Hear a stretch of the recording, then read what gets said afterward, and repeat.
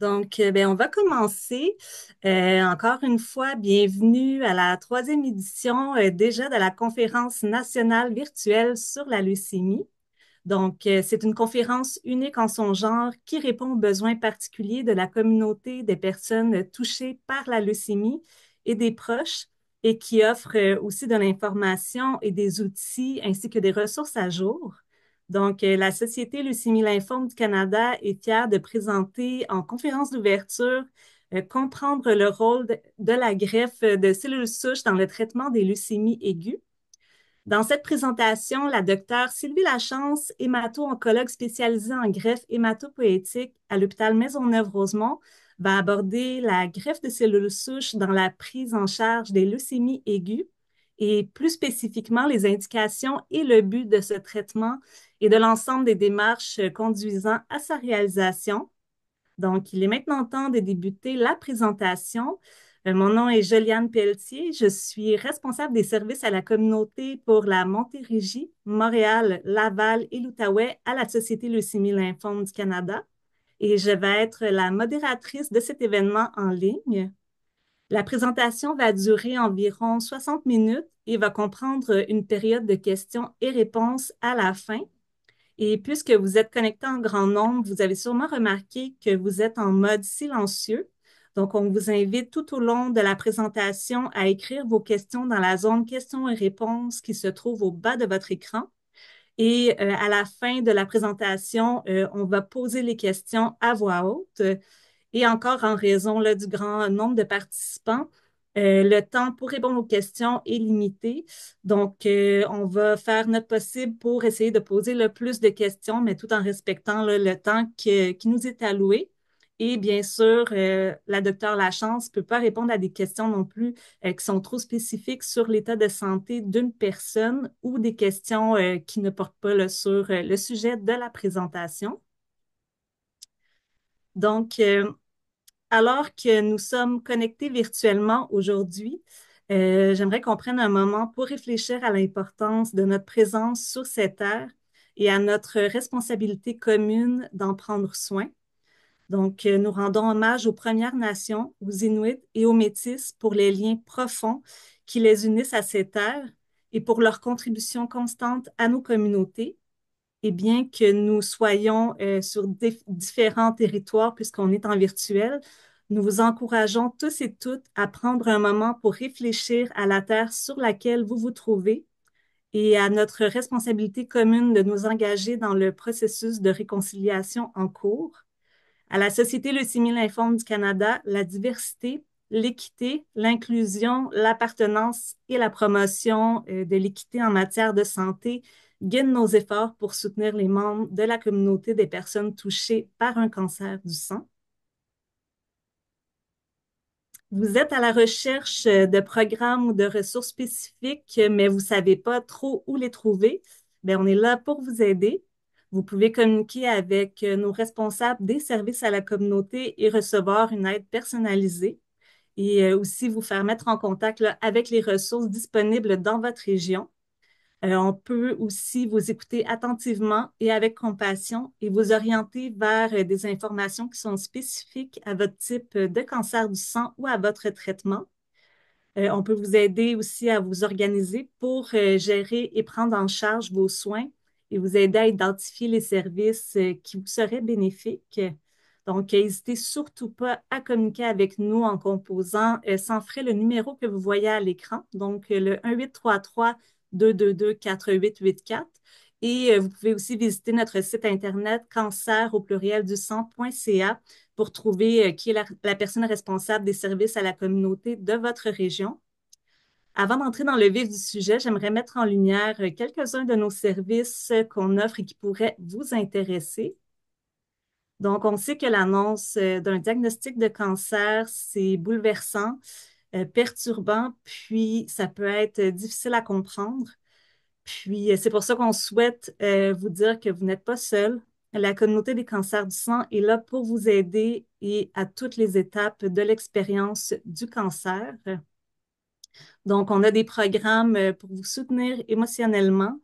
Vous pouvez, vous joindre, par exemple, à l'un de nos groupes de soutien virtuels pour créer des liens avec d'autres personnes qui vivent une situation similaire à la vôtre. Puis ça peut se faire dans le confort de votre foyer puisque les rencontres sont virtuelles. Et on a aussi notre programme de soutien par les pairs qui peut vous être d'un grand réconfort. Donc, notre programme de jumelage Premier Contact. Pour y avoir accès, ben, je vous invite encore une fois à visiter le cancerducsang.ca ou de communiquer directement avec nous pour plus de détails. Et en octobre, nous avons lancé l'étude sur les conséquences des déplacements nécessaires pour recevoir des traitements contre le cancer. Les données qui ont été recueillies vont être présentées aux décideurs et vont alimenter les discussions sur un éventuel remboursement des traitements. En fait, l'objectif, c'est la prise en compte du concept d'équité dans l'évaluation des effets des déplacements par les comités qui décident du remboursement des médicaments. Le sondage vise à évaluer divers facteurs en lien avec l'expérience des personnes touchées par un cancer et des déterminants sociaux de leur santé. On vous invite donc à remplir le sondage en utilisant le code QR que vous voyez à l'écran et que vous pouvez balayer avec votre appareil photo sur votre téléphone cellulaire ou votre tablette. Vous allez recevoir aussi à la fin de la présentation le lien direct vers le sondage dans un courriel. Donc, vous allez le recevoir environ 24 heures après la présentation. Puis, on vous invite à aller remplir le sondage en grand nombre et on vous remercie pour les minutes que vous allez prendre là, pour remplir ce sondage qui est très important.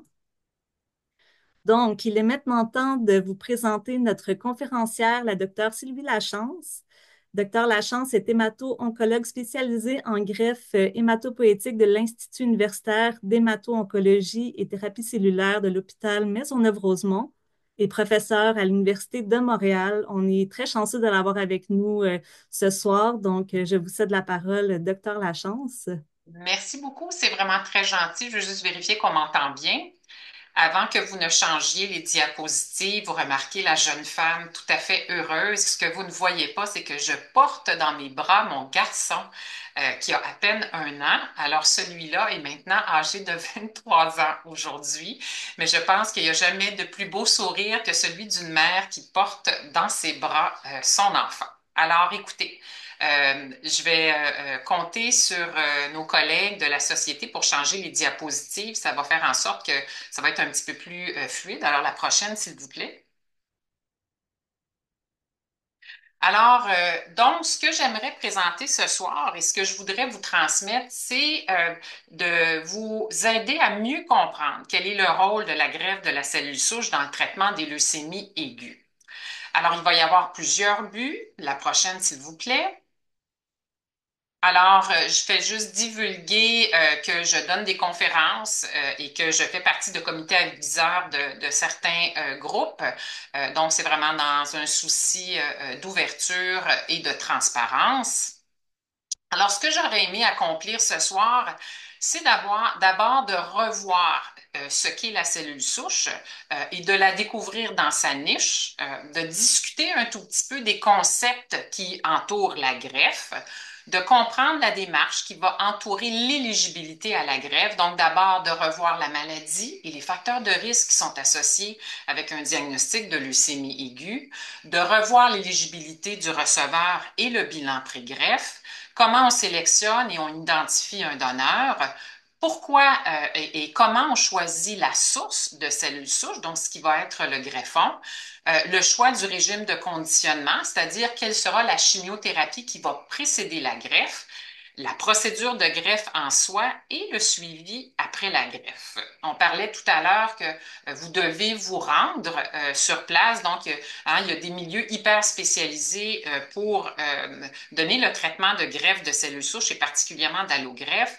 Donc, effectivement, vous devez vous déplacer pour recevoir ce traitement-là dans des milieux qui sont experts et vous restez attaché au programme de greffe pour le suivi à long terme après la procédure. En fait, je vous ai mis une magnifique représentation de la cellule souche. Vous voyez en fait l'os parce qu'on entend souvent encore des greffes de moelle épinière. Non, non, non, non. On parle ici de moelle osseuse. Donc, la moelle osseuse, c'est vraiment l'endroit où est déposée, où vit la cellule souche et les progéniteurs, donc les cellules qui en découlent et qui vont former toutes les cellules sanguines. La cellule souche, elle est importante parce que c'est elle qui est responsable tout au long de votre vie de produire les différentes cellules sanguines, que ce soit les globules blancs, les globules rouges, les plaquettes, bien sûr les globules blancs pour la défense contre les infections ou pour la défense immunitaire, puisque les globules blancs vont se diviser en deux lignées, la lignée myéloïde et la lignée lymphoïde. Et en disant cela, vous avez compris qu'il y a des leucémies qui originent de la lignée myéloïde, des leucémies myéloïdes aiguës, et il y a des leucémies qui originent de la leucémie lymphoïde aiguë. Et la lignée myéloïde va donner naissance à tous les progéniteurs hématopoïétiques, les différents globules blancs, les globules rouges, mais aussi les plaquettes. Donc, les globules rouges qui transportent l'oxygène et les plaquettes qui vont être responsables de l'hémostase, donc de faire des caillots. La cellule souche vit dans un environnement, un micro-environnement qui la supporte, qui la nourrit et la protège, puisqu'elle doit, tout au long de votre vie, être responsable de la formation des cellules sanguines. Donc, ce réseau dans lequel elle vit est un petit peu ce qu'on appelle sa niche. Et sa niche, elle est supportée par différents types de cellules suivantes. Donc, quand on parle d'une hématopoïèse normale, cette cellule souche-là qu'on voit ici à la première rangée va donc se diviser en deux types cellulaires. Les cellules lymphoïdes, qui sont pour moi à gauche, donc les lymphocytes B, les lymphocytes T, et la cellule souche va prendre la division de la cellule myéloïde, qui va être responsable de la formation des globules rouges, des mégacaryocytes et des plaquettes pour la coagulation, et de l'ensemble des globules blancs.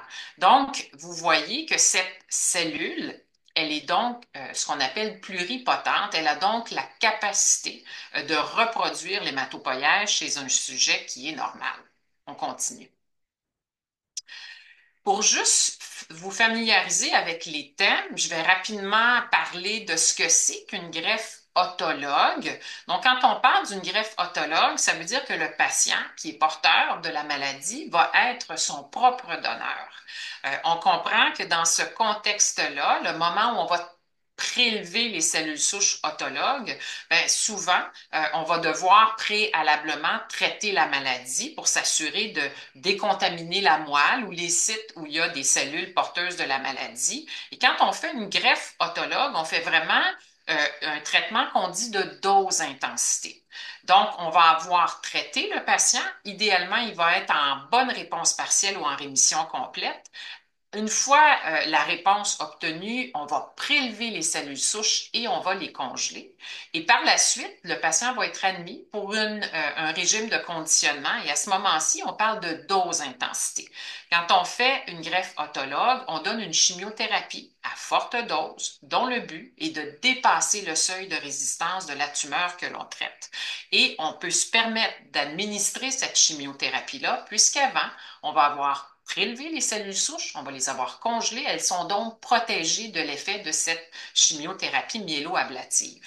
Suivant. Donc, c'est dans certains types de maladies qu'on va se servir d'autogreffe. Quand on parle de leucémie aiguë, le plus souvent, on va se servir de greffe allogénique. Donc, on va aller prélever des cellules souches chez quelqu'un qui va être compatible avec le receveur.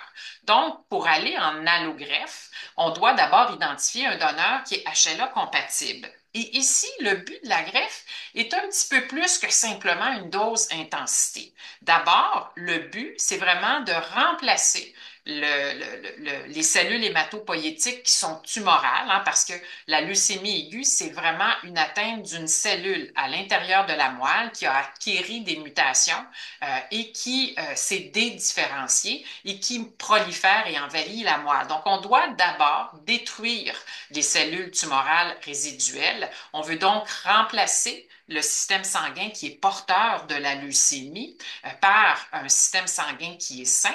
Et puis aussi, l'autre portion qui est vraiment importante, c'est qu'avec la greffe, quand on transfuse, quand on infuse les cellules souches, vous avez bien compris que ces cellules souches-là peuvent donner aussi les cellules lymphoïdes qui font partie du système immunitaire. Donc, ce qu'on veut aussi, c'est de transférer un système immunitaire qui est sain pour permettre au receveur d'acquérir une surveillance antitumorale. Donc, on se sert de ce nouveau système immunitaire-là pour diminuer les risques de rechute. On parle donc d'un effet du greffon qui va être dirigé contre la leucémie. Donc, dans une greffe allogénique, il y a vraiment deux buts de remplacer le système sanguin qui est porteur de leucémie par un système sanguin qui est sain et de transmettre un système immunitaire qui est sain, qui nous permet de réagir contre la tumeur. On appelle ça un tout petit peu nos soldats. La suivante. Donc, quand on regarde les greffes à travers le monde, on voit qu'il y a une progression constante, tant des autogreffes que des allogreffes à travers le temps. Puis vous voyez bien, j'ai coupé un petit peu en 2020 parce que ça nous prend un minimum de suivi, mais vous avez vu qu'il y a une petite baisse. Donc, la période pendant la COVID, ça a été une période vraiment très, très difficile pour les patients qui étaient en attente de greffe, puisque comme vous vous rappelez, il était un moment donné où il n'y avait pas de transport, il y a les réseaux routier, le réseau aérien était en arrêt. Donc, on a vu un peu une baisse de par la difficulté d'obtenir des greffons. Et puis, ça l'a repris. Puis, le risque aussi qui était associé à aller de l'avant avec une greffe dans une période pandémique où on n'avait pas encore les médicaments. Donc, on voit qu'il y a eu un fléchissement et puis on a repris là, la cadence habituelle. Donc, on est en constante progression. Une greffe, c'est vraiment surtout une greffe allogénique, c'est une thérapie cellulaire. La même chose pour l'autogreffe, on traite un cancer par des cellules qu'on aura ou pas manipulées. Suivante. Donc, quand on considère une greffe hématopoïétique, il y a différentes étapes. D'abord, notre médecin qui nous suit, l'oncologue qui nous suit, chez qui on a eu un diagnostic de leucémie, va d'abord nous référer, nous référer en consultation au programme de greffe. Cette consultation-là vise à déterminer notre éligibilité, donc déterminer l'éligibilité de la maladie.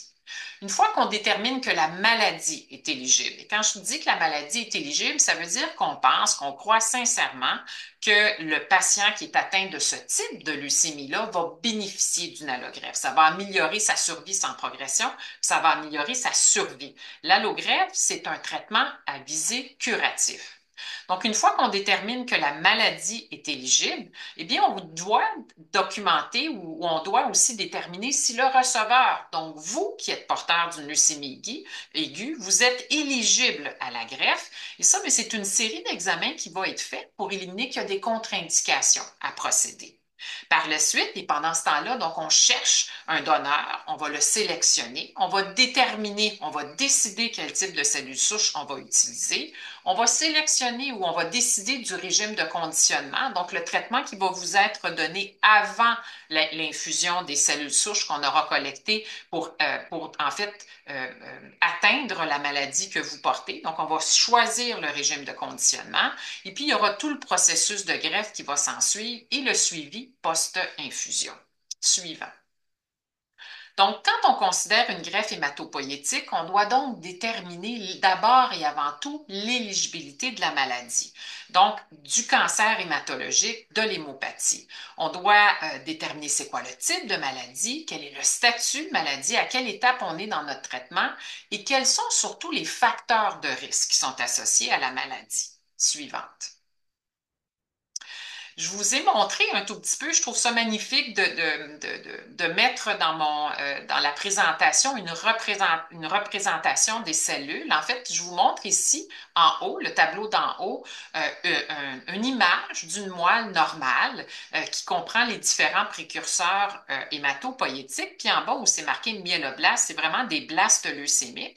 Vous voyez qu'à l'intérieur de certains, il y a comme des petits bâtonnets rouges qu'on appelle des bâtonnets Dower. Vous comprenez vraiment quand on regarde le tableau d'en haut et d'en bas, c'est pas du tout pareil. Ici, les cellules sont grosses, elles sont toutes pareilles, il manque de différenciation. Donc, quand on détermine la leucémie aiguë, l'éligibilité de la maladie, on va regarder quel est le type de leucémie.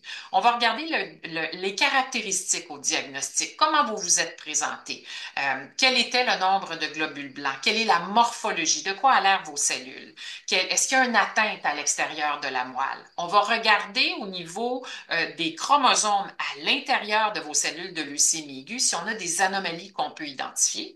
On va aller beaucoup plus cru, on va aller au niveau du noyau et dans les processus d'échange au niveau cellulaire pour voir si on va identifier des anomalies moléculaires qui sont à risque. Et puis, on va aussi regarder quelle a été votre réponse à la première ligne de traitement. Et puis, dans certains cas, on va regarder si on détermine qu'il y a une maladie résiduelle détectable après votre chimiothérapie d'induction. Dans les leucémies aiguës, on a souvent des chimiothérapies d'induction suivies de consolidation. Eh bien, la réponse au traitement, on l'établit après le premier cycle, qui est la chimiothérapie d'induction. Dans les leucémies myéloïdes aiguës, il y a trois types de leucémies. Il y a des leucémies qu'on dit favorables et les leucémies qu'on appelle favorables, c'est parce qu'elles sont porteurs d'anomalies cytogénétiques ou moléculaires qui les rendent sensibles à la chimiothérapie. Et quand on est porteur d'une leucémie myéloïde aiguë favorable, ce que ça signifie, c'est que la chimiothérapie seule et un conditionnement ou un traitement de chimiothérapie seul a de fortes chances de nous amener en rémission complète et de nous maintenir en rémission complète. Quand on parle de leucémie myéloïde aiguë intermédiaire ou adverse, c'est qu'on est porteur d'anomalies qui font en sorte que les réponses à la chimiothérapie sont moins bonnes ou que les risques de rechute sont élevés. Suivante, et c'est souvent dans les leucémies myéloïdes aiguës de risque intermédiaire et défavorable qu'on va proposer une allogreffe en première intention.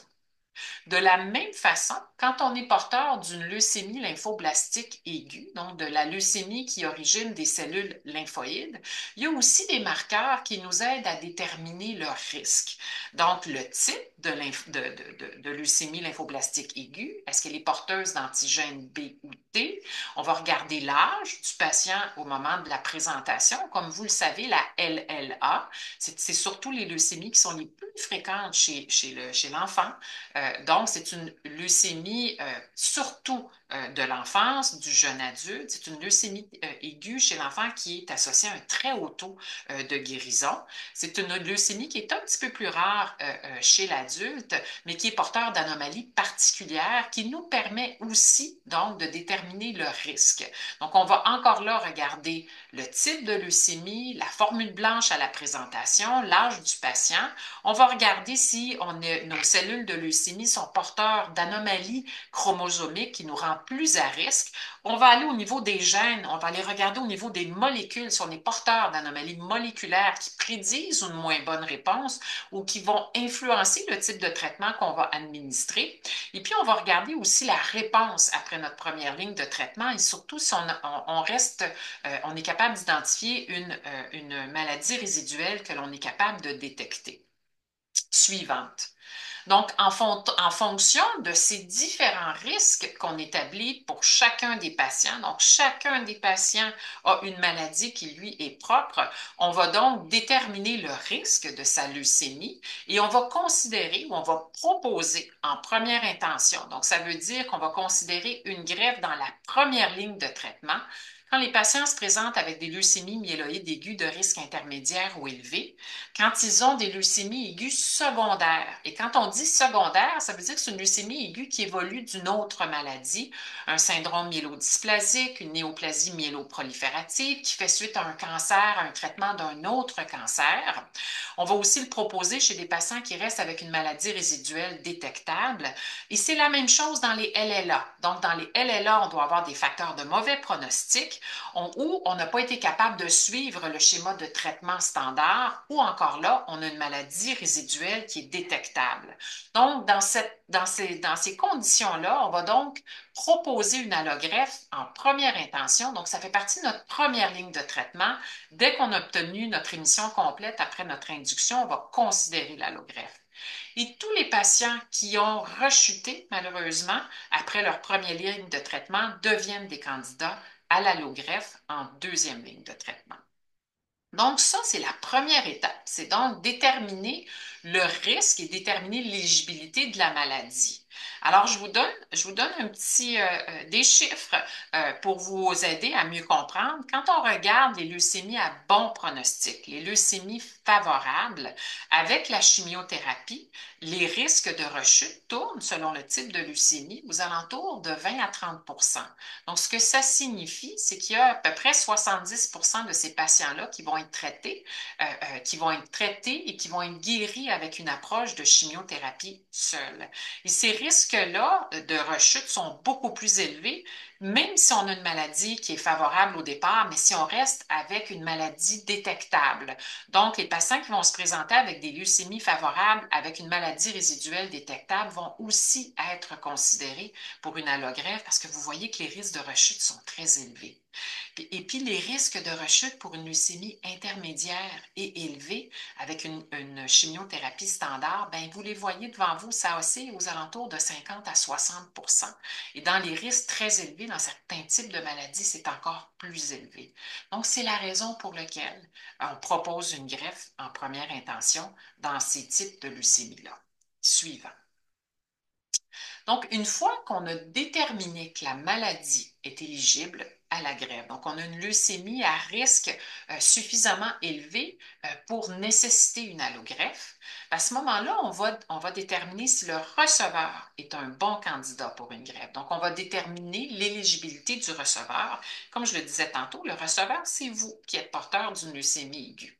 Donc, on fait un bilan pré-greffe. Ce bilan-là vise à déterminer votre condition de santé, vise à revoir vos antécédents médicaux, personnels qui sont pertinents, vos habitudes de vie qui ont un impact sur la greffe, puis vos ressources, parce que c'est beaucoup plus difficile d'envisager un traitement comme un traitement de leucémie aiguë, puis un traitement de consolidation avec une allogreffe quand on n'est pas ou pas bien accompagné. Donc, c'est important qu'on regarde vos ressources, puis on essaie de vous entourer d'une façon appropriée. La suivante. Donc, on va regarder la condition de santé. L'âge n'est pas nécessairement un facteur, mais c'est sûr qu'on a quand même une certaine limite d'âge. Qui est le plus important, ce sont les comorbidités. Donc, quels sont vos problèmes de santé avant le diagnostic de leucémie aiguë? Puis est-ce que vous avez eu des complications qui pourraient un petit peu rendre la greffe plus risquée? Puis on va regarder encore là vos ressources, comment on peut vous aider, comment on peut vous entourer, comment vous êtes entouré pour passer au travers de cette maladie-là qui vous est tombée dessus un peu à l'improviste et sans crier gare. Parce qu'une leucémie aiguë, par définition, c'est une maladie qui nous arrive dessus, qui est aiguë, qui met rapidement notre vie en danger. Suivant. Donc, on va regarder vos comorbidités, donc vos problèmes de santé antérieurs. Et quand vous venez, puis on fait votre bilan pré-greffe, on appelle ça la journée Club Med. Donc, Club Med, parce que pendant cette journée-là, vous arrivez, vous avez un petit tableau, puis on passe au travers de plusieurs examens qui nous permettent de déterminer votre état de santé. Pourquoi c'est important? Suivant, bien parce que la présence de comorbidité va faire en sorte qu'il va y avoir un impact sur les risques qui sont associés à la greffe.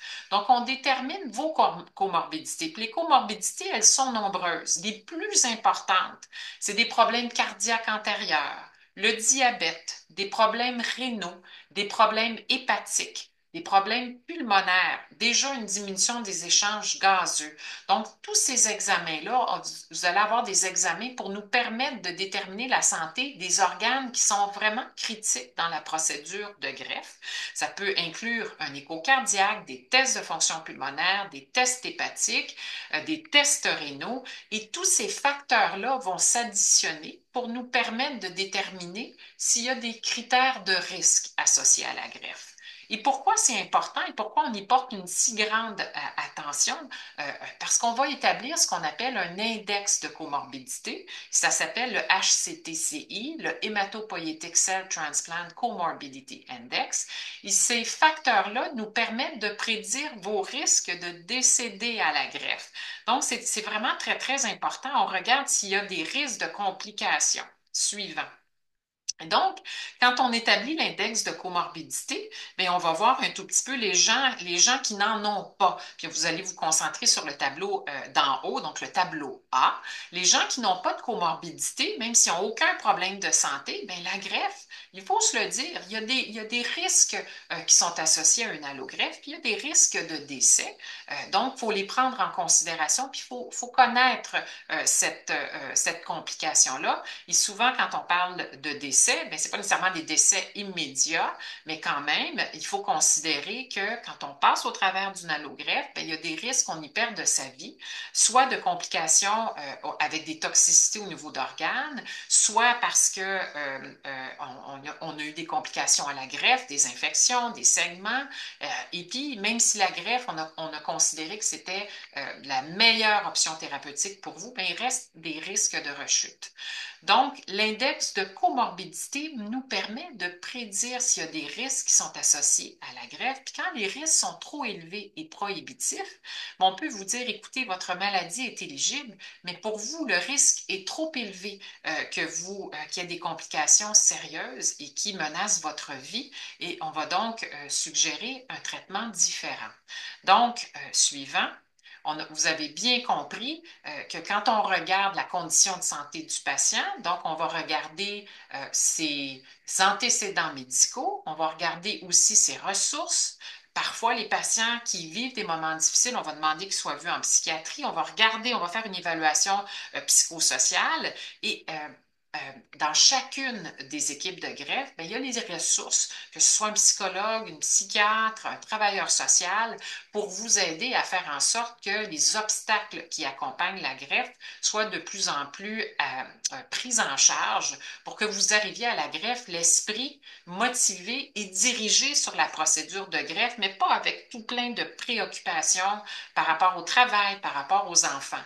Donc, cette portion-là de la condition de santé des patients, elle est essentielle. Il faut, quand on rentre en greffe, qu'on rentre d'avant, motivé, qu'on voit notre but, qu'on voit pourquoi on le fait, puis qu'on sente qu'à la maison, autour de nous, on est bien appuyé, puis qu'on a pris soin de toutes les petites cases qui nous entourent pour que notre préoccupation et notre concentration principale se déroule puis se tourne vers nous, vers notre traitement, vers le traitement de notre leucémie.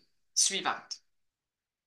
Maintenant, la sélection du donneur. On a parlé donc, la maladie est éligible. Ensuite, on a regardé si le receveur est éligible. Mais la troisième étape, c'est de trouver un donneur. Alors, je vous présente ici vos parents, votre mère et votre père, pour que vous puissiez comprendre. Donc, chacun, donc quand on recherche un donneur, on regarde le système HLA. Le système HLA, c'est ce qu'on appelle le Human Leukocyte Antigen. Ce sont donc des antigènes qui sont localisés au niveau du chromosome 6, qui fait que vous êtes vous. Et je vous apprends, sans surprise, que vous avez hérité d'un haplotype de votre mère et d'un haplotype de votre père.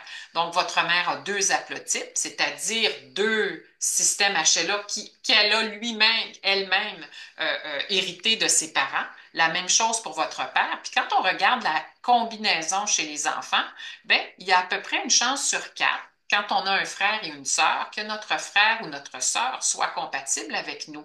Quand on fait l'échange de recombinaison avec chacun des haplotypes, vous les comprenez bien. Donc, ça veut dire qu'il y a à peu près 70 à 80 de nos patients qui ont besoin d'un donneur à l'extérieur de sa fratrie. Et à ce moment-là, on va se tourner vers des donneurs non apparentés. Donc, on a des registres de donneurs non apparentés, donc des donneurs sains qui ont accepté de se faire typer sur le plan HLA et qui sont disponibles à donner leurs cellules souches pour un patient qui en a de besoin. Donc, quand on recherche un donneur allogénique, on va regarder dans la famille, donc on va regarder dans la fratrie, les frères, les sœurs. Dans certaines situations, si on n'a pas de donneur parfaitement compatible, on va donc interroger les registres de donneurs non apparentés. Et si je n'ai pas de donneur HLA compatible dans ma famille, si j'en identifie pas dans les registres de donneurs non apparentés, on va se tourner vers une source alternative de donneurs qui inclut des donneurs qu'on dit haplo, donc à demi identiques avec moi ou on va aller se tourner vers une source comme le sang de cordon. Un cordon, on peut avoir une disparité dans les antigènes avec des résultats qui sont excellents. Donc, des sources alternatives. Suivant. Donc, la sélection du donneur, vous avez compris qu'on a différents types de donneurs.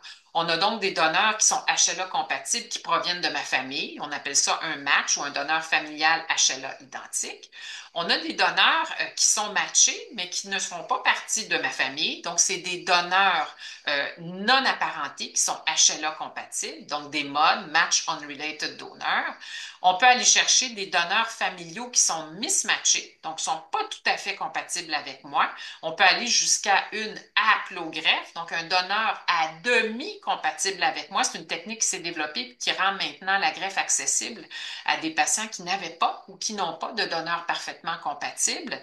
On peut aussi sélectionner des donneurs non apparentés qui sont mismatchés, donc avec des différences antigéniques, et puis des cordons ombilicales, donc des cordons, des cellules souches du cordon qui ont été prélevées à la naissance des enfants.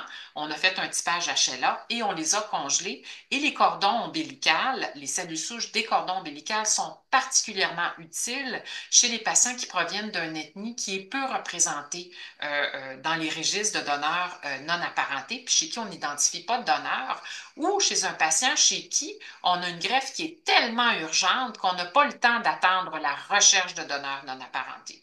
Vous comprenez que c'est facile de faire typer mes frères, mes sœurs quand on en a, ou un membre de la famille immédiate.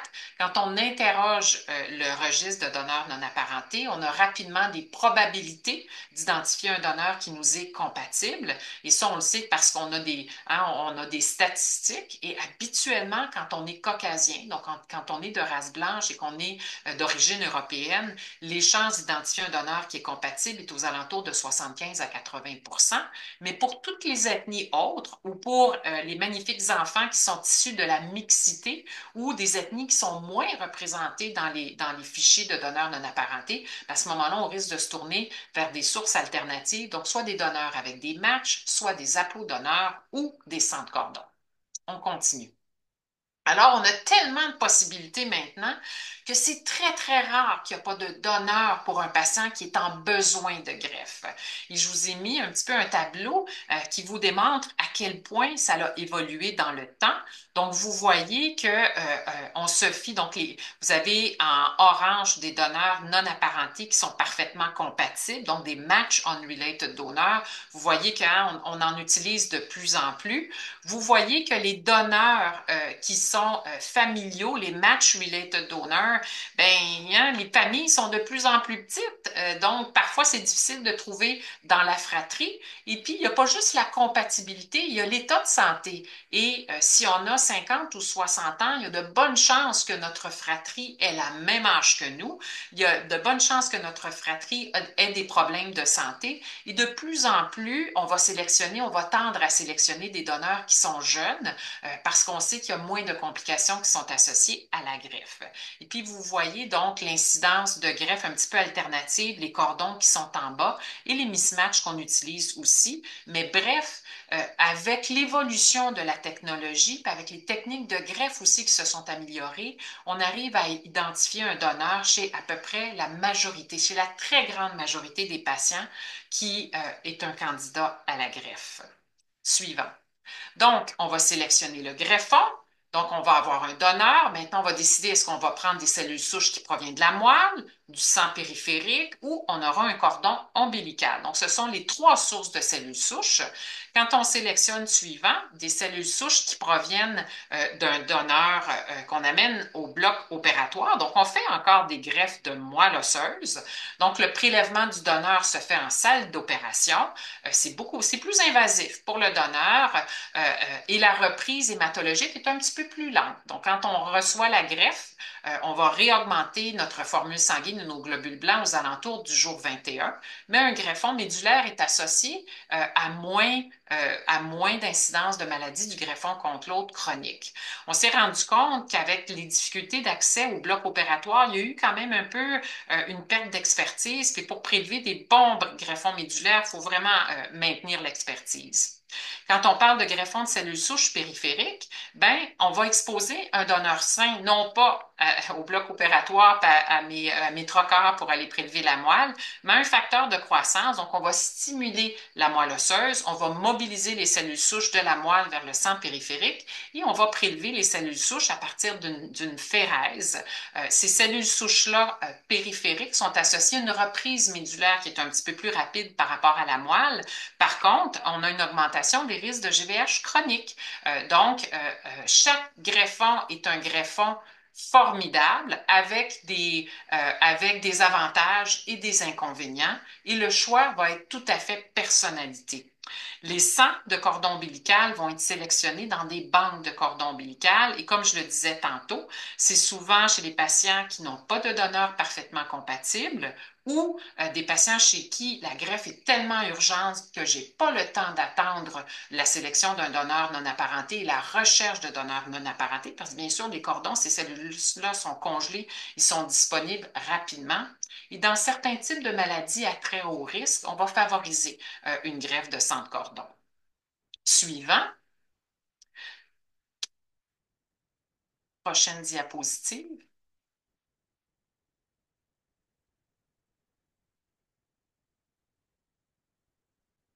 Alors pour moi, ça ne change pas. Je suis désolée, j'ai l'impression que je vous perds avec la connexion Internet. Pouvez-vous juste me confirmer? Parfait. Oups, oups, oups, on est parfait. On est là. OK. On était là au greffon médulaire. Alors, j'ai pris, j'espère que vous m'entendez toujours bien. Oui, là, je vous entends bien. OK. Alors, le greffon médulaire, c'est vraiment un greffon qui va être prélevé sous anesthésie locale ou régionale. Je vous ai pris une photo. Donc, on est au bloc opératoire et on est en train d'aspirer la moelle au niveau des crêtes iliaques postérieures. Suivante, s'il vous plaît. La suivante. Alors, je vous montre donc la ponction médulaire que vous voyez très bien, un close-up au niveau de la crête iliaque postérieure, puis je vous présente un greffon médulaire. Donc, les cellules souches de la moelle vont avoir été prélevées, sont filtrées, sont mises dans un sac, vont aller être acheminées au laboratoire de thérapie cellulaire où on va déterminer le nombre de cellules souches. Suivante. Et puis, quand on prélève les cellules souches périphériques, eh bien, ça va être le donneur qui va être stimulé avec des facteurs de croissance. On va le prélever à l'aide d'un appareil qui est un appareil de cytaphérèse.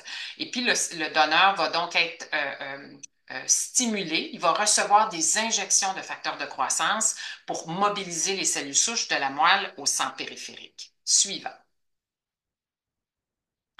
Alors, on a donc dit que la maladie était éligible, on a dit que le receveur était éligible, on a décidé de la source, on a déterminé qu'on avait un donneur, on a déterminé quel type de greffon. Donc, après ça, on va sélectionner le conditionnement, comment on va vous préparer à la greffe. Il y a deux types de conditionnement. Un conditionnement myélo-ablatif, donc c'est une chimiothérapie de dose intensité. Puis il y a des conditionnements qu'on dit de toxicité moindre ou d'intensité réduite qu'on va adapter parce qu'il y a peut-être des risques un petit peu plus élevés de complications à la greffe. On a une maladie en rémission complète, on peut donc diminuer la dose intensité. Les deux types de régimes de conditionnement. Et ces régimes de conditionnement-là sont habituellement une combinaison de chimiothérapie. Les plus fréquentes sont mentionnées ici. Donc, les régimes les plus intensifs, c'est une combinaison avec de l'irradiation pancorporelle, on appelle ça de la TBI. Puis, il peut y avoir des régimes de conditionnement où on a simplement l'association de chimiothérapie. Les plus fréquentes sont mentionnées, l'association de busulfan et de cyclophosphamide, l'association de busulfan et de fludarabine, de fludarabine et de melphalan ou de fludarabine et de tréosulfan. Et le choix du régime de conditionnement va vraiment dépendre de votre condition de santé et ce choix-là va être tout à fait personnalisé à votre condition de santé. Donc, le régime de conditionnement va être selon votre type de leucémie, votre statut de maladie, est-ce que j'ai une maladie résiduelle ou pas. On va aussi l'adapter en fonction de vos comorbidités. Qu'est-ce qu'on a établi avant la greffe qui pourrait rendre la greffe à plus haut risque de se compliquer. On va l'adapter selon le type de donneur et la compatibilité, parce que si j'ai des mismatchs ou des différences, le régime de conditionnement n'est pas tout à fait le même. Et puis, selon le source de cellules souches, c'est pas tout à fait le même type de conditionnement si on fait une greffe de sang de cordon par rapport à une greffe de cellules souches périphériques. Suivant. Donc, vous avez compris que la greffe, c'est vraiment un traitement qui est personnalisé. Elle est en fonction de mon type de leucémie, elle est en fonction de ma condition de santé, du type de donneur qu'on va avoir identifié, de la source de cellules souches qu'on va avoir sélectionnée pour moi. Je vais donc, à partir de ce moment-là, on va avoir déterminé quel est le régime de conditionnement. Le régime de conditionnement se donne avant la greffe. Et la greffe, c'est vraiment l'infusion du greffon. C'est vraiment infusé, c'est comme une transfusion sanguine via un cathéter central qu'on va avoir installé au moment de votre hospitalisé. Donc, le jour zéro, c'est vraiment le jour où on infuse le greffon cellulaire, que ce soit un greffon de cellules souches périphériques, un greffon médulaire ou un greffon de sang de cordon. Suivant. Donc, le suivi post-infusion, qu'est-ce qui arrive après la greffe? Ça se divise en quelques étapes. Le jour zéro au jour 30, c'est vraiment le jour, les 30 jours qui suivent la greffe, puis c'est souvent la période d'hospitalisation. Le jour 30 au jour 100, c'est vraiment la période de récupération. Habituellement, j'ai eu congé et je suis suivie en clinique externe de greffe. Entre la période du jour 100 et du jour 180, donc entre le troisième et le sixième mois après la greffe, mais c'est habituellement la période où on va sevrer les immunosuppresseurs. Les patients qui reçoivent une greffe allogénique pour diminuer les risques de complications, de rejet de maladies du greffon contre l'autre, on donne des immunosuppresseurs, mais contrairement à une greffe d'organes solides, le rein, le poumon, le foie, où on prend des immunosuppresseurs pour le restant de nos jours, dans une greffe de cellules souches, si on n'a pas de rejet ou de maladie du greffon contre l'autre, eh bien, les immunosuppresseurs vont être sevrés entre le jour 100 et le jour 180. La période entre le sixième mois et le douzième mois, c'est on commence la revaccination après la greffe. On doit refaire toute la vaccination de l'enfance. Et puis la période qui suit le 1 an, c'est souvent le retour graduel à la vie normale et puis aussi à la vie selon les complications qu'on va avoir développées après la greffe. Suivant. Donc, quand je vous montre un tout petit peu ces différentes périodes-là, ben, c'est clair que quand on parle d'une greffe, ben, il y a le régime de conditionnement qui va durer, qui va être habituellement la semaine qui va précéder l'infusion des cellules souches. C'est pendant cette période-là que je vais recevoir la chimiothérapie de conditionnement, associée ou pas à de la radiothérapie. C'est aussi pendant cette période-là que je vais recevoir des traitements pour diminuer les risques de rejet, les risques de maladie du greffon contre l'autre, et c'est la période où on va commencer les immunosuppresseurs. Le jour zéro, c'est le jour de l'infusion de la greffe, que ce soit les cellules souches, la moelle ou le cordon. Les 21 premiers jours, c'est la période d'aplasie. Donc, c'est la période où les globules blancs sont bas, les plaquettes sont basses. C'est la période pendant laquelle où les risques d'infection sont graves, raison pour laquelle vous êtes hospitalisé en chambre d'isolement. C'est la période pendant laquelle on pourrait voir les effets secondaires de la chimiothérapie ou de la radiothérapie qu'on a reçue avant la greffe, donc la toxicité du conditionnement. Et c'est donc une période critique où vous allez aussi recevoir des transfusions sanguines et puis des traitements pour supporter les effets secondaires, les plus fréquents étant la mucosite et puis les neutropénies fébriles. Habituellement, entre le jour 14, 21 et certainement au plus tard au jour 30, on aura la prise du greffon.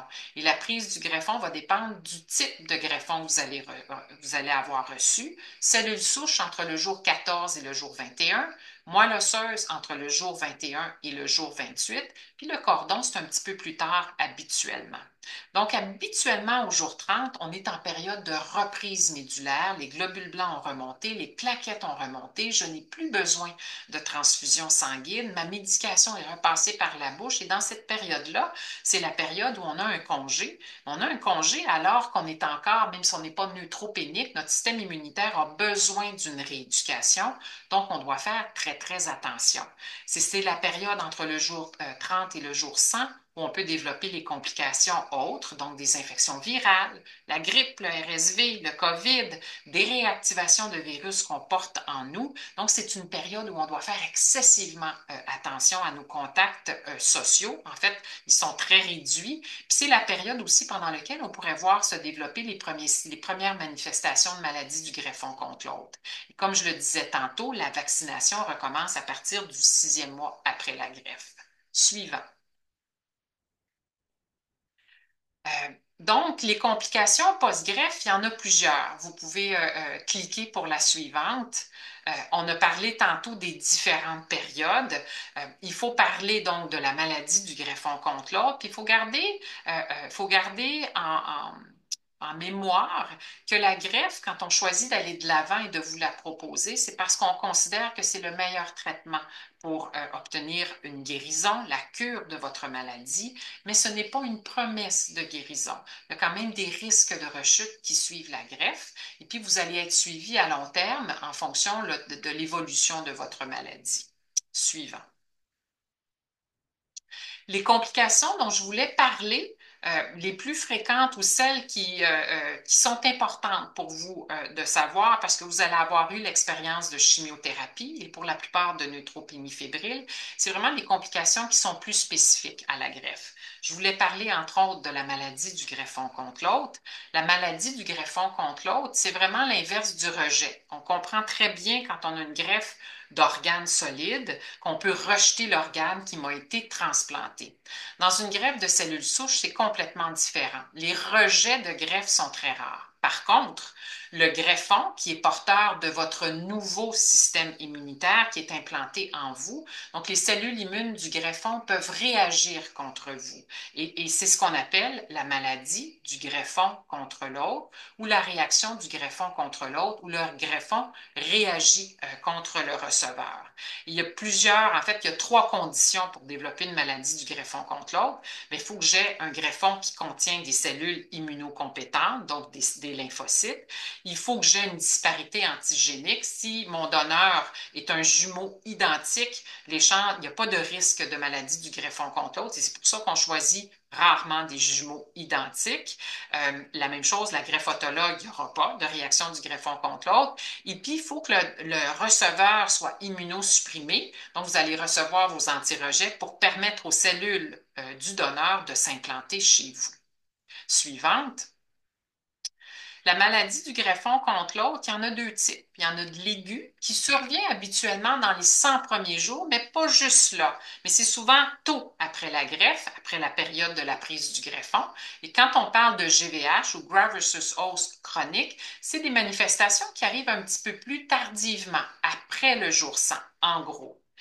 Suivante, quand on parle de GVH aigu, ben c'est tout simplement que le phénomène de la greffe et les différences antigéniques entre vous et votre donneur font en sorte que le donneur va reconnaître des déterminants antigéniques que vous portez, va se rendre compte que vous n'êtes pas des jumeaux identiques et pourrait réagir contre vous. Les manifestations en GVH aigu, il y en a de 3 types. Et habituellement, ça va atteindre 3 organes spécifiques, la peau, le foie ou le tube digestif. Et vous comprenez que la peau, le foie et le tube digestif, c'est souvent les organes qui sont exposés à plusieurs stimuli antigéniques. Donc, quand on a une GVH aiguë de peau, on peut avoir de la rougeur, de la démangeaison. Quand on a une GVH aiguë digestive, on peut avoir des nausées, des vomissements, de la diarrhée. Et quand on a une GVH du foie, on peut avoir de l'ictère, donc un petit peu de jaunisme, une perturbation du bilan hépatique. Suivant. Quand on a une GVH aiguë, ça veut simplement dire qu'on va probablement nécessiter un traitement immunosuppresseur qui va être accentué. C'est possible qu'on retarde le sevrage de nos immunosuppresseurs. L'incidence de GVH aiguë avec les thérapies modernes, quand on a une greffe familiale, ça tourne aux alentours de 30 et quand on a une greffe non apparentée, qui est parfaitement compatible, ça tourne aux alentours de 40 Et ça, ce sont les GVH aigus qui nécessitent un traitement. Alors que les GVH aigus sévères, ils sont de l'ordre d'à peu près 5 à 10 en familial et 10 à 15 en greffe non apparentée. Donc, l'incidence, elle est faible et c'est la GVH aiguë sévère qui pourrait en fait qui pourrait menacer la vie quand elles sont très sévères, puis qui sont aussi responsables d'une majoration de l'immunosuppression. Suivant. Quand on parle de la GVH chronique, eh bien, c'est une manifestation immunologique qui arrive beaucoup plus tardivement. Il s'est installé une espèce de tolérance entre vous et votre donneur. Donc, le système immunitaire est bien celui de votre donneur. Il peut encore avoir une réaction contre certains organes. On a passé la phase aiguë. Ça ressemble davantage à une maladie auto-immune. Donc, on peut avoir une peau qui est plus épaissie, moins flexible, des yeux sèches, une bouche sèche parce qu'on a une réaction contre les glandes salivaires, des manifestations gynécologiques chez la femme, des sécheresses vaginales. On peut avoir donc une atteinte qui va atteindre différents organes, mais qui sont plus de l'ordre de la dysimmunité. Et encore là, quand on a une GVH, qu'elle soit aiguë ou qu'elle soit chronique, ce que ça signifie, c'est que notre greffon est là, le système d'immunosurveillance, il est là, mais il est un petit peu trop fort, il réagit un petit peu trop contre nous. Donc, pour nous, ce que ça signifie, c'est qu'on va être maintenu sur des antirejets plus longtemps ou si on a déjà sevré les antirejets, on va devoir les reprendre. Et la première ligne de traitement en GVH aigu puis en GVH chronique, c'est la corticothérapie. Suivant. Donc, on a évolué et on a donc des nouveaux médicaments qu'on associe au moment de la greffe, soit l'ATG, un sérum antilymphocytaire, de la cyclophosphamide post-transplantation dans des greffes où on a une disparité antigénique ou les haplogreffes. Et donc, dans ces cas-là, on a vu une incidence de GVH aigu et chronique diminuer de façon significative, de sorte que les GVH chroniques sévères sont de l'ordre d'à peu près 6 à 10 en greffes qui sont familiales et en greffes non apparentées qui sont parfaitement compatibles. Et quand il y a de la disparité, ça peut aller jusqu'à 30, parfois 50 On traite donc la GVH aiguë, tout comme la GVH chronique, à l'aide d'immunosuppresseurs qu'on va maintenir plus longtemps. Suivant. Donc, le suivi post-greffe, c'est vraiment l'évolution de votre maladie. Et comme je le mentionnais tout à l'heure, avec la réaction du greffon contre l'autre, il y a aussi cette réaction immune du greffon contre la leucémie. Donc, les cellules lymphocytaires de votre greffon est un peu votre immunosurveillance qui est là pour prévenir et pour prévenir la rechute. Donc, on se sert beaucoup et on compte beaucoup sur le système immunitaire de votre donneur pour établir cette immunosurveillance-là et pour faire en sorte que la maladie ne récidive pas. Suivante. Et c'est ce qu'on appelle, comme je le disais tantôt, la réaction du greffon contre la leucémie. Alors, quelles sont mes recommandations? Donc, un petit peu dans les dernières conclusions, après tout ce qu'on vient de mentionner et d'échanger, c'est d'abord de vous impliquer dans vos traitements, de poser des questions, d'adopter de saines habitudes de vie. Si vous fumez, il faut absolument cesser de fumer. Ça augmente les risques de complications pulmonaires à la greffe. Si vous prenez des drogues, même la Marie, il faut la cesser. Il faut éviter l'alcool le plus possible parce qu'on a besoin d'un foie en santé pour métaboliser l'ensemble de vos médicaments. Il faut discuter de votre maladie ouvertement. Il faut demeurer actif lorsque vous en êtes capable et lorsque c'est possible. Demandez de l'aide et puis lisez l'information qu'on vous transmet. Quand vous consultez puis quand on vous remet de l'information sur sur la procédure qui va vous être présentée, il faut vraiment lire pour bien comprendre. Quelqu'un qui est bien informé est capable de suivre les traitements et de bien comprendre et quelqu'un qui comprend bien fait partie d'une équipe qui est dynamique et qui est investie. Suivant. Mon autre message, c'est que la leucémie puis l'expérience de la maladie et des traitements, tout comme la greffe, vont vous changer. Donc, il faut apprendre à lâcher prise et à cheminer. La maladie comme une leucémie aiguë, c'est vraiment une perte de contrôle. On n'a pas le contrôle sur la maladie, on n'a pas le contrôle sur la leucémie. Par contre, vous pouvez décider de comment vous gérez votre maladie, comment vous gérez vos traitements, comment vous gérez la réponse à votre maladie. Suivant. Donc, en conclusion, vous serez candidat à la greffe si votre maladie est éligible, vous êtes éligible après le bilan pré-greffe qui va avoir été fait, vous avez un donneur, on va avoir identifié un donneur, vous avez une source de cellules souches qui va constituer votre greffon. On choisira une procédure qui sera adaptée à votre condition de santé. Donc, le conditionnement et la procédure sera personnalisée à votre condition de santé.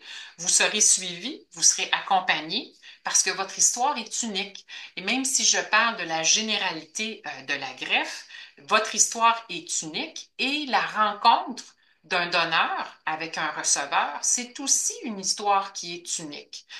On dit souvent en rigolant que la greffe de cellules souches, c'est comme un mariage pour les gens qui se marient encore.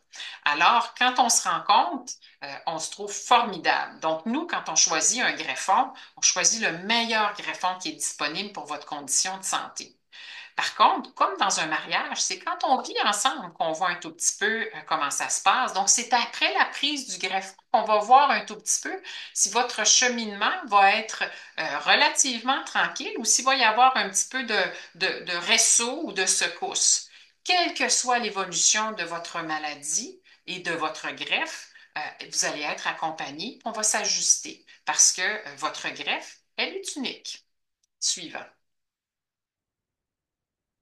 Alors, là-dessus, je pense que je terminerai la présentation à 20 heures vraiment sonnées. Puis ça va me faire plaisir de répondre à certaines questions si vous en avez. Merci J'espère qu'on m'entend bien. beaucoup, docteur.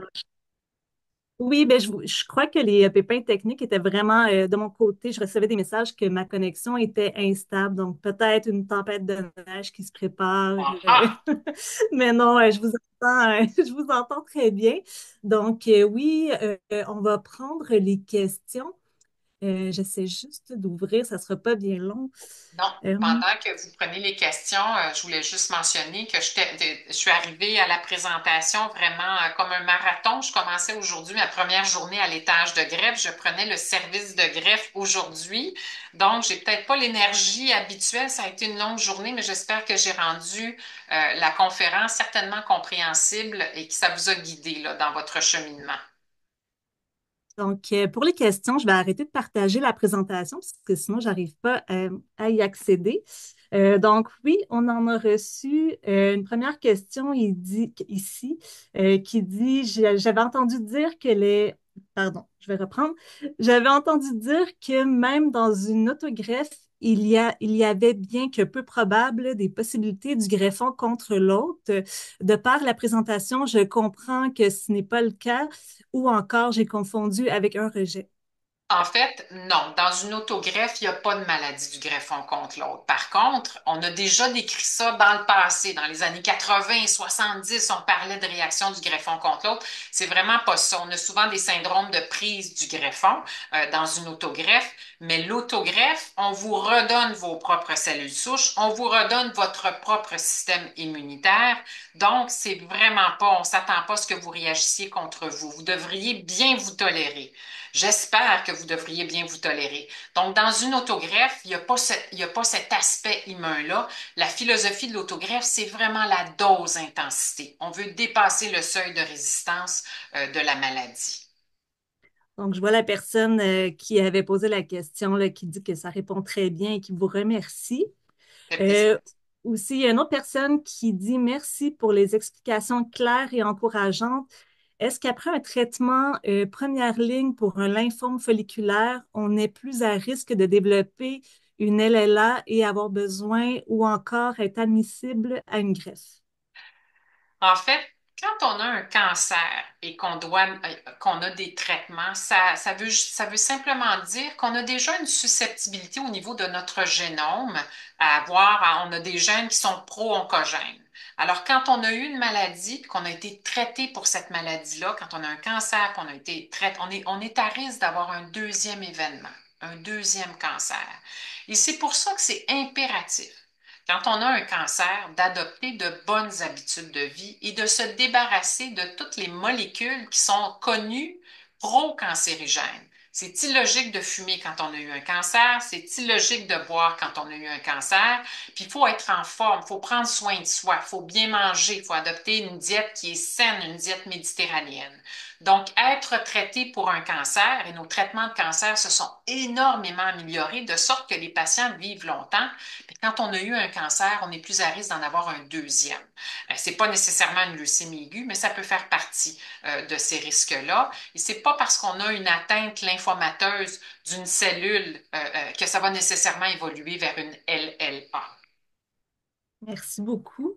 Une autre personne, je vois deux autres questions. Je vais les poser, puis après, on va faire la conclusion parce que je vois que le temps file.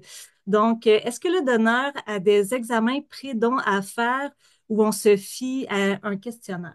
Oh mon Dieu, non. Le donneur, écoutez, quand on a un donneur de cellules souches, ça nous réconcilie avec l'humanité. Parce qu'un donneur qui ne vous connaît pas à travers le monde, qui va passer toute une batterie de tests pour nous assurer qu'il n'y a pas de risque pour lui de donner et qu'il n'y a pas de risque pour vous de recevoir. Alors non, malheureusement ou heureusement, on ne se fie pas qu'à un questionnaire. Le donneur est rencontré, il est questionné, il est examiné, il a une batterie de tests. Il y a quelqu'un qui est spécialisé en greffe, comme moi, qui va déclarer que le donneur est un donneur éligible au don. Donc, c'est une procédure très, très, très formalisée, formelle. C'est très bien dit que ça réconcilie avec l'humanité. C'est un don Clairement. très généreux, Oui.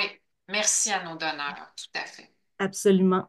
Puis la dernière question, bonjour, est-ce que les jumeaux identiques ou non peuvent être le donneur de greffe entre eux ou ses frères?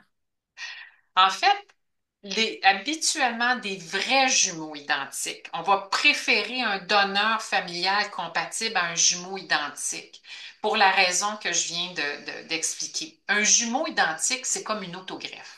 Alors, ils sont tellement pareils que les incidences de maladie du greffon contre l'autre sont à peu près nulles, mais c'est aussi, on a un petit peu moins d'effet allo-immun. On compte vraiment sur une petite différence. Donc, un donneur qui est HLA compatible, mais qui n'est pas parfait, qui est pas parfaitement pareil, va avoir plus de capacité à faire l'immunosurveillance post-transplantation. Donc, quand on choisit, quand on s'en va en greffe allogénique, si on a un donneur parfaitement compatible, c'est pas le premier choix. Puis si on a un frère ou une fratrie ou une sœur qui est compatible sans être mon jumeau identique, c'est probablement lui qu'on va choisir parce qu'une greffe syngénique, donc une greffe à partir d'un jumeau identique, c'est comme une autogreffe. Merci encore, un énorme merci pour votre présence. C'était, comme vous savez, c'était une journée très occupée pour vous, donc très, très généreux d'avoir pris le temps, d'avoir monté cette belle et claire présentation pour les personnes qui assistent ce soir. Donc, je vais repartager mon écran pour faire la conclusion, mais vraiment, merci beaucoup. Grand plaisir. Je souhaite vraiment, vraiment que ça ait été utile. Ah, absolument. Moi, en tout cas, ça va m'être utile pour aider là, des personnes qui nous contactent. Donc, c'est assurément utile pour des gens qui y assistent. Donc, ben, c'est notre semaine de conférences en français sur la leucémie.